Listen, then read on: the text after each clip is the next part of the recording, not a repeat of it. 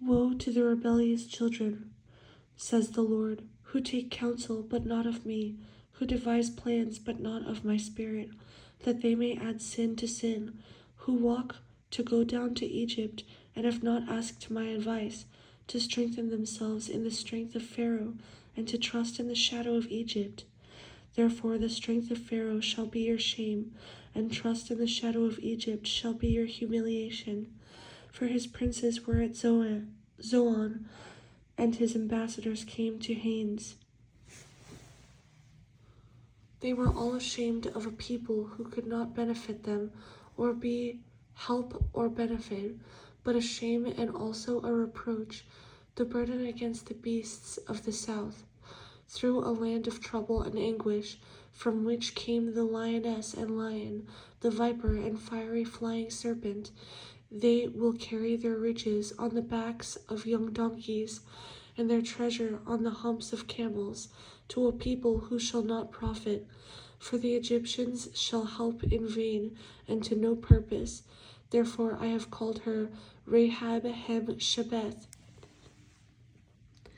Now go, write it before them on a tablet, and note it on a scroll, that it may be for time to come, forever and ever, that this is a rebellious people, lying children, children who will not hear the law of the Lord, who say to the seers, do not see, and to the prophets, do not prophesy to us right things, speak to us smooth things, prophesy deceits, get out of the way, turn aside from the path, cause the Holy One of Israel to cease from before us.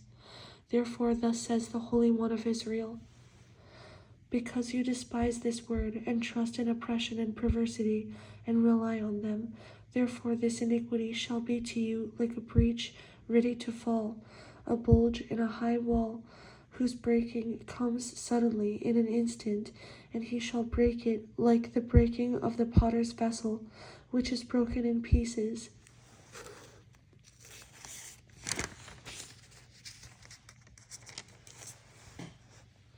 He shall not spare, so there shall not be found among its fragments a shard to take fire from the hearth, or to take water from the cistern. For thus says the Lord God, the Holy One of Israel, in returning and rest you shall be saved, in quietness and confidence shall be your strength. But you would not, and you said, no, for we will flee on horses, therefore you shall flee. And we will ride on swift horses, therefore those who pursue you shall be swift. 1,000 shall flee at the threat of one, at the threat of 5 you shall flee, till you are left as a pole on top of a mountain, and as a banner on a hill. Therefore the Lord will wait, that he may be gracious to you, and therefore he will be exalted, that he may have mercy on you. For the Lord is a God of justice. Blessed are all those who wait for him. For the people shall dwell in Zion at Jerusalem. You shall weep no more. He will be very gracious to you. At the sound of your cry, when he hears it, he will answer you. And though the Lord gives you the bread of adversity and the water of affliction, yet your teachers will not be moved into a corner any more. But your eyes shall see your teachers. Your ears shall hear a word behind you saying, this is the way, walk in it, whenever you turn to the right hand, or whenever you turn to the left. You will also defile the covering of your images of silver, and the ornament of your molded images of gold. You will throw them away as an unclean thing. You will say to them, get away. Then he will give the rain for your seed, with which you sow the ground, and bread of the increase of the earth. It will be fat and plentiful. In that day your cattle will feed in large pastures. Likewise the oxen and the young donkeys that work the ground will eat cured fodder, which has been winnowed with the shovel and fan. There will be on every high mountain and on every high hill rivers and streams of waters in the day of the great slaughter, when the towers fall.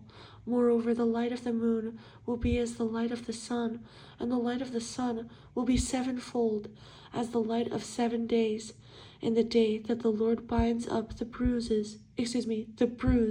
of his people, and heals the stroke of their wound. Behold, the name of the Lord comes from afar, burning with his anger, and his burden is heavy. His lips are full of indignation, and his tongue like a devouring fire. His breath is like an overflowing stream, which reaches up to the neck, to sift the nations with the sieve of futility. And there shall be a bridle in the jaws of the people, causing them to err. You shall have a song, as in the night when a holy festival is kept, and gladness of heart, as when one goes with a flute, to come into the mountain of the Lord, to the mighty one of Israel. The Lord will cause his glorious voice to be heard, and show the descendants of his arm with the indignation of his anger, and the flame of a devouring fire, with scattering, tempest, and hailstones. For through the voice of the Lord Assyria will be beaten down, as he strikes with the rod. And in every place where the staff of punishment passes, which the Lord lays on him, it will be with tambourines and harps, and in battles of brandishing he will fight with it. For Tophet was established of old, yes, for the king it is prepared. He has made it deep and large. Its pyre is fire, with much wood. The breath of the Lord, like a stream of brimstone, kindles it.